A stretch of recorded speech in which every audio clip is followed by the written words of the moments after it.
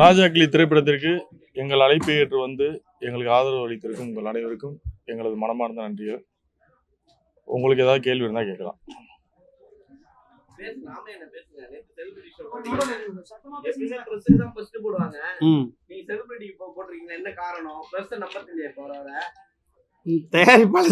அப்படி இல்ல, செலிபிரிட்டிஸ் ரொம்ப நாளா போட்டுக்கிட்டு இருக்கா தானே. செலிபிரிட்டிஸ் ரொம்ப நாளா போடுறதுதான். பிரஸ் நம்பாம இல்ல, பிரஸ் இல்லாம எப்படி வந்து ஊடகத்தை நம்பாம நம்ம அது கிடையாது. செலிபிரிட்டிஸ்ன்றது நம்ம முக்கியமான ஆளுங்க படத்துல நடிச்சவங்களுக்கும் போட்டுக்காங்க. அந்த படத்துல நடிச்சவங்களுக்காக போடுறது அவ்வளவுதான். வேற யாரு பெரிய டைரக்டர் ஒண்ணுமே இல்லையா? அதுல நடிச்சவர்கள், அதுல பங்கு பெற்றவர்கள் மட்டும். ரெண்டாவது, உங்களுக்கு இந்த வாரம் 7 படம் இருக்கிறதுனால வரிசையா தியேட்டர் கிடைக்கணுமே. முதல்ல இன்னைக்கு ஈவினிங் தான் நமக்கு கிடைச்சது. படத்துல தயாரிப்பாளர் சுரேஷ் காமாட்சி படத்துல வந்து காப்பாத்திட்டாரு, படத்தையும் காப்பாத்திட்டாரு.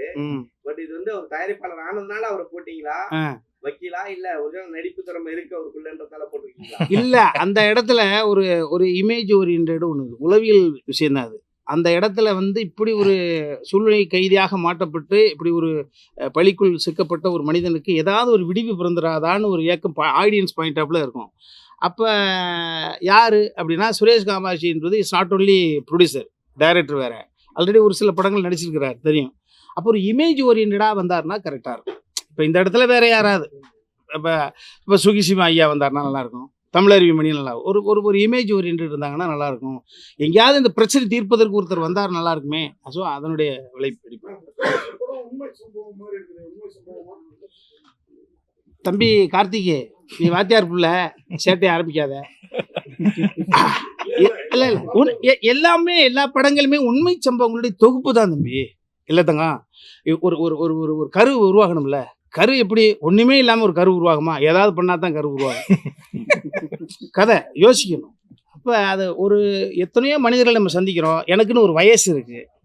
அப்போ தம்பி வந்து வினோத சித்தத்தை படத்தை பார்த்து விட்டு தம்பி என்ன சொன்னாங்க அப்படின்னா, சுரேஷ் காமாட்சி ஒரு நிகழ்ச்சியில் பார்க்கலான்னே தம்பி அமீரும் பண்ணாண்ணே, பார்த்து ஒத்துங்கண்ணே, அதுக்கு ஆல்டர்னேட்டிவான ஆர்டிஸ்ட் அதை மட்டும் தேட்டரில் வந்து கொண்டாடி இருப்பாங்கண்ணே அப்படின்னு.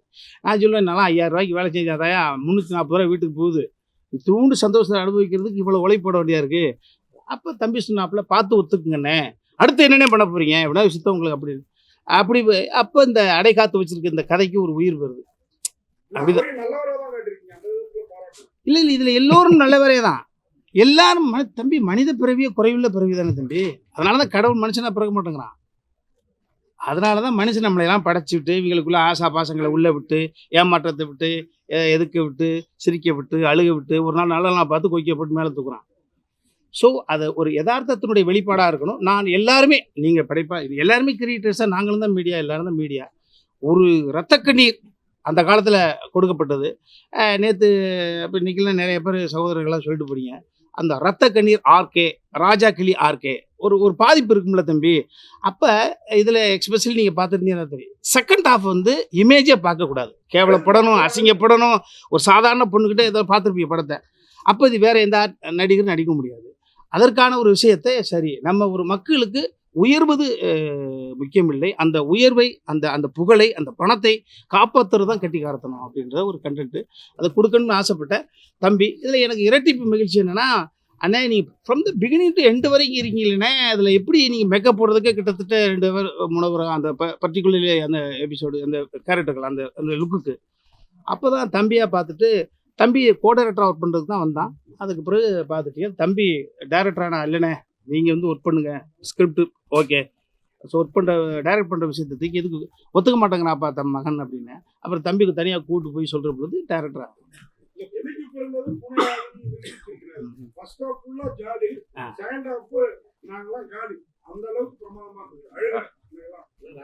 தம்பி அப்பா இயக்கும்போது பையனை கிளாமர் சீன்ல அப்பா எழுந்து போயிடுவாருன்னு ஒரு பெரிய ஆக்டர் கேள்விப்பட்டிருப்பீங்க.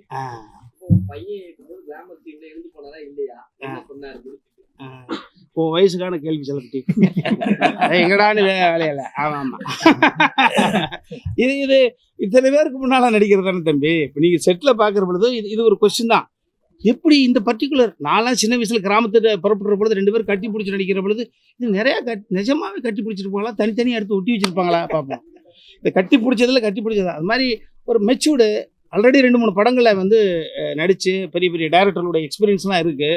அப்போ இது ஒரு ஒரு என்ன சொல்கிறது, கலை தானே தம்பி. நம்ம மீடியாவில் இருந்து நீங்கள் எப்படி கேட்ட எப்படி இல்ல எப்ப இருந்தாலும் அந்த சீன்ஸ் பர்டிகுலர் வரும்போது கொஞ்சம் யாரா இருந்தாலும் அதெல்லாம் அது சாண்டி மாஸ்டர் இந்த பர்டிகுலர் சாங் நீங்களாம் சொல்லக்கூடியது. இப்போ ஃபர்ஸ்ட் ஹாஃப் எனக்கு ரொம்ப இதை தான் தம்பி. ஃபர்ஸ்ட் ஹாஃப் மக்களுக்கு கொண்டாட்டம், மற்றபடி மனுஷனுக்கு கொண்டாட்டம் சொன்னீங்களே. நாங்கள் காளி நல்ல வீடு கார்த்தி. அதை நான் ஃபர்ஸ்ட் ஹாஃப் வந்து ஆடியன்ஸுக்கான ஒரு சில மெட்டீரியல் கொடுக்கணும். எது எது இல்ல ஒரு அப்பனுக்கிட்ட இந்த பொட்டன்ஷியல் இருக்கு, அப்பா இன்னும் கொஞ்சம் பயன்படுத்தி இருக்கலாம் அப்பாவை. அழுகிற சீனுக்குன்னா வந்து கூப்பிட்டு போயிடுறாங்க, தம்பிராமே சார் அழுக வச்சிருவாரு அப்படின்னு. அப்ப எனக்கு இருக்கக்கூடிய அந்த இளமையை பரிசோதிச்சு பார்த்துருக்குறான். படத்திலேயே இந்த படம் தழுவலா இருந்தா கூட, உண்மை தழுவலா இருந்தா கூட சில டைலாக்ஸ் சில சீன்ஸ் வந்து உண்மை சமூகம் கேள்விப்பட்டதா. ஏன்னா மீடியாக்கள் ஆண்ட்ரோ நல்லா இருந்திருக்காங்க. இந்த எக்ஸ்னு சொன்னீங்க, அது போன ஆட்சியா இல்ல நடத்துற ஆட்சியா? அது உங்கள் யூகத்துக்கே விட்டு விடுகிறோம்.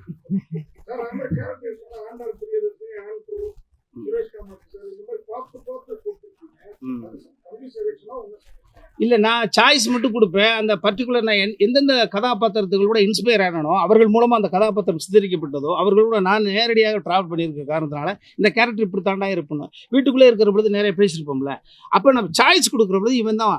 சில கேரக்டர் ஆல்ரெடி எஸ்டாப்ளிஷ் ஆர்டிஸ்டாக இருந்தால் தான் அந்த கதையை அந்த இடத்த விட்டு நகரும். சில இது இமேஜ் இருக்கவே கூடாது, ப்ரிடிக்ட் பண்ணிடக்கூடாது. ஸோ அந்த வகையில் என்னுடைய ரியல் சன்னாக நடிச்சிருக்கிறவனெல்லாம் இவன் குழந்தை எப்படியும் குலகாரன்றது தெரியக்கூடாது. அப்புறம் ஒவ்வொரு கேரக்டருக்கு 2 ஷேர் இருக்கணும். தம்பிக்கு மட்டும்தான் நீட்னஸ் ஒரே பர்டிகுலர் கேரக்டர் பட்டிருக்கும் சில. அதற்காக நியூ கேரக்டரை. அது மட்டும் இல்லை, என்னுடைய வயசுக்கு இந்த சுரேஷ் காமாட்சி கொடுத்த இந்த ஒரு பொறுப்புக்கு இந்த படத்தின் மூலமாக 4-5 பேர் ஒரு ஒரு ரூட்டு பிடிச்சி போனாங்கன்னா ஒரு தந்தை ஸ்தானத்தில் சந்தோஷப்படுவோம்ல. அதனுடைய அடுத்த கட்டம் தான் அதெல்லாம்.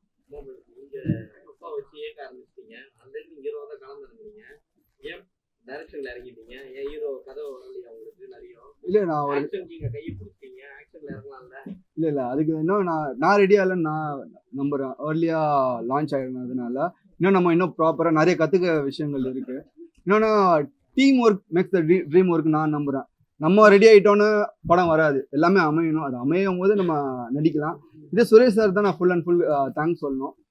ஏன்னா நான் அப்பாவுக்கு அசிஸ்ட் பண்ண தான் இந்த மூவிக்கு வந்தேன். அண்ட் தென் அவர் பார்த்துட்டு ஒர்க் பார்த்துட்டு இல்லை நீ பண்ணுப்பா அப்படின்னு சொல்லிட்டு நம்மளுக்கு ஒருத்தவங்க வெளியிலேருந்து உத்வேகம் கொடுக்கும்போது அவங்க நம்ம பேரை காப்பாற்றுறதோட அவங்க நம்ம மேலே வச்சிருக்க நம்பிக்கையை காப்பாற்றணும்னு சொல்லி தான் இந்த ப்ராஜெக்ட் எடுத்தோம். சப்போர்ட் பண்ணுங்க, நாங்கள் நல்லா கொடுத்துருக்கோம்னு நம்புகிறோம். இந்த சோஷியல் மீடியா மீனாட்சி தந்து விட்டாய் உன் காட்சி. ஆமா, எல்லாம் கேட்குறீங்களா? எவ்வளவு விஷயங்கள் இருக்குது அங்க. ஜெங்கு புரியல தம்பி. அந்த அந்த அந்த இளமை ததும்பலுக்கான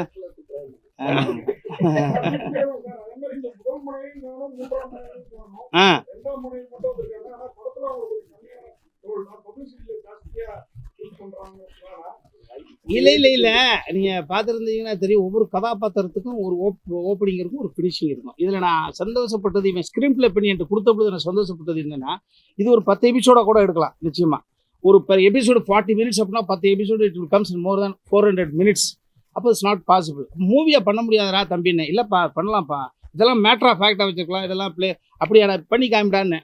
அதே நேரத்தில் எந்த கேரக்டர் தொட்டு விட்டுறக்கூடாது. ஸோ ஃபர்ஸ்ட் ஹாஃபில் பாசிட்டிவாக தெரிஞ்ச கேரக்டர் செகண்ட் ஹாஃபில் நெகட்டிவாக இருக்கும். ஃபர்ஸ்ட் ஹாஃபில் நெகட்டிவாக இருந்தது including my first wife. Second ஹாஃபில் பாசிட்டிவாக இருக்கும். ஸோ அதற்கான விஷயத்தை கேட்குற கேள்விங்க, இவரை மட்டும் ஏன் கூப்பிட்டு வந்தாங்க நீங்க? இவரை மட்டும் அது வந்து யார் அவைலபிள் இருக்காங்களோ அவங்க வந்திருக்காங்க. அவ்வளவு. இப்ப இங்க இருக்க ஆளுகள்ல வந்து அவங்க நேற்று வந்திருந்தாங்க, இன்னைக்கு அவங்க ஈவினிங் இல்ல போல, அவைலபிள் இல்ல போல. நான் யாரையும் கூப்பிடல.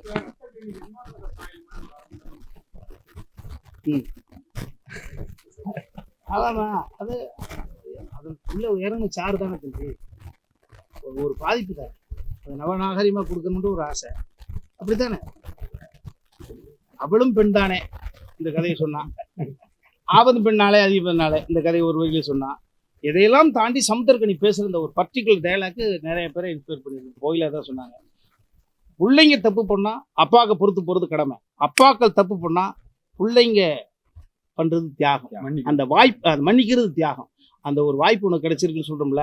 இது 2 தலைமுறையும் கனெக்ட் பண்ணது. அந்த பேரண்ட்ஸையும் இன்பிட்வீன் இருக்கக்கூடிய உள்ளுக்குள்ளே இருக்கக்கூடிய அழுக்கு யாருக்கு தான் இல்லை தம்பி. அதான்.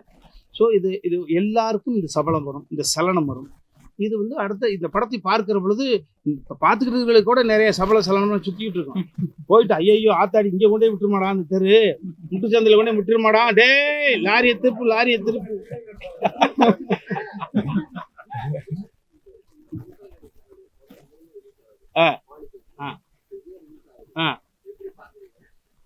தம்பி இது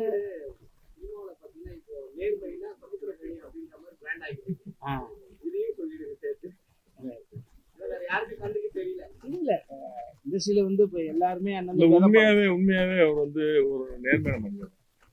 அதாவது படத்துக்காக பண்றாருன்னா எனக்கும் கூட நீங்க முன்னாடிலாம் நானே ஒரு பாடி பில்டர் அவரை பத்தின விமர்சனம் போல அவர் நேர்மையா பண்ற மாதிரி காட்டுறாங்க. சோசியல் மீடியால அவருக்கு வந்து சமூக கருத்து சமுத்திரம் சொல்லுவாங்க.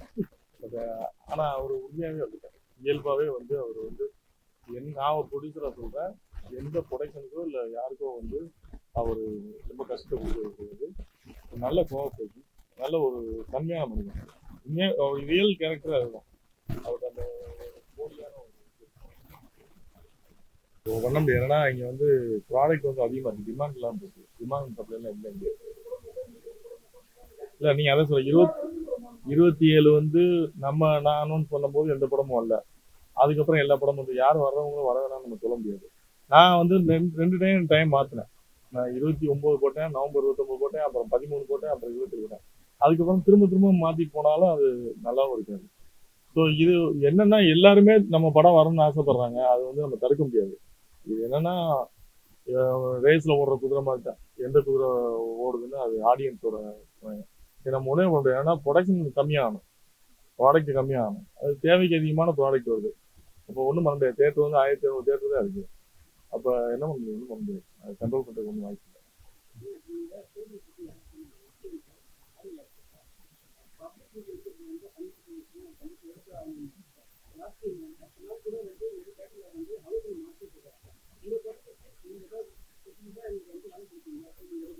இல்லை நான் பப்ளிக் ரிவ்யூ அதாவது தனிப்பட்ட ஒரு நபராக நான் சொல்கிறேன். அது நான் தான் சொல்கிறேன். அதாவது வந்து அசோசியேஷனாக அவங்க தீர்மானம் எடுத்திருக்காங்கன்னு எனக்கு தெரியாது. பப்ளிக் ரிவ்யூவில் என்ன சிக்கல் இருக்குன்னா, நீங்கள் வந்து ஏற்கனவே எடுத்து வச்சு ஒரு மாதத்துக்கு முன்னாடி எடுத்து வச்சுருப்பாங்க ஒரு ரிவ்யூ. அந்த வீடியோவை தூக்கி இன்னைக்குள்ள படத்துக்கு மேட்ச் பண்ணி போடுறாங்க. அது அநாகரிகம்ல.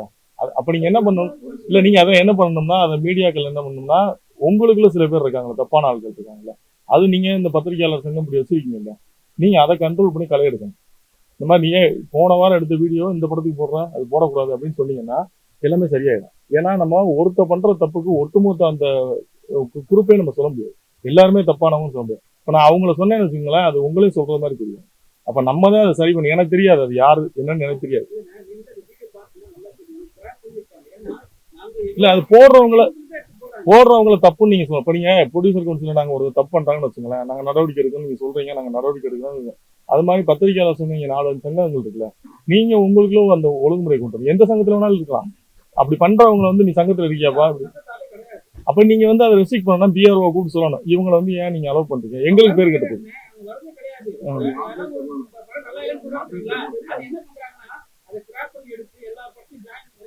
அவங்கள தான் நம்ம சொல்றோம். நீங்க ஒரிஜினல் பத்திரிக்கை நீங்க ரிவ்யூ இல்லாம வந்து விமர்சனம் இல்லாமல் எந்த படிப்புமே அது ஒரு புத்தகத்துல வந்து எல்லாத்துக்கும் விமர்சனம் தேவை. நல்லா இருக்கு நல்லா இல்லைன்னு சொல்றது உங்களுக்கு கடமை. நீங்க ஒரு ஜேர்னலிஸ்டா உங்களுக்கான அது கடமை இருக்கு. ஒரு படத்தை நீங்க நல்லா இல்லைன்னு சொன்னீங்கன்னா நான் என்ன தப்பு பண்ணேன்னு நான் அடுத்து மாத்திக்க முயற்சி பண்ணுவேன். எல்லாருமே நல்லா இருக்குன்னு சொல்லி சொன்னாங்கன்னா எனக்கு தலக்கணம் அதிகமாகும்.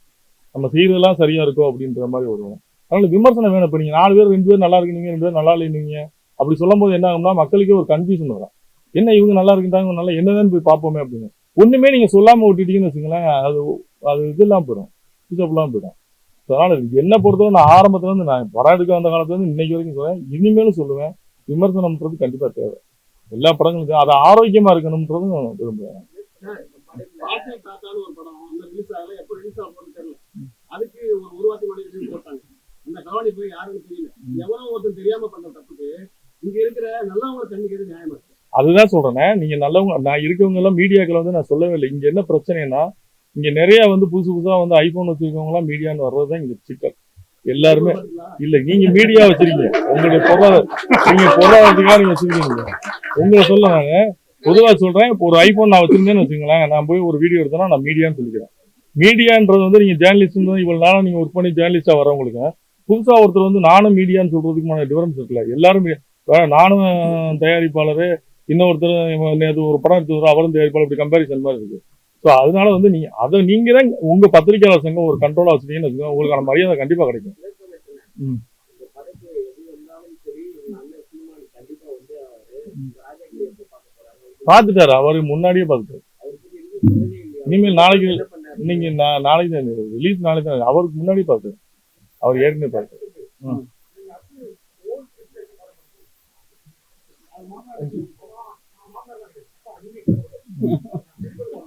கண்டிப்பா நான் ஒர்க் பண்ணிட்டு இருக்கிறேன். அது ப்ராப்பரா எனக்கு கம்ப்ளீட் ஆகிட்டு எனக்கும் பிடிக்கணும். நம்மளுக்கு ஃபர்ஸ்ட் நம்ம எழுதுற நம்மளுக்கு பிடிக்கணும், அதுக்கப்புறம் பிச் பண்ணுவோம், அவங்களுக்கு பிடிக்கணும், அதுக்கப்புறம் அவங்க ஒரு பட்ஜெட் சொல்லுவாங்க, எல்லாமே ஒண்ணு சார்.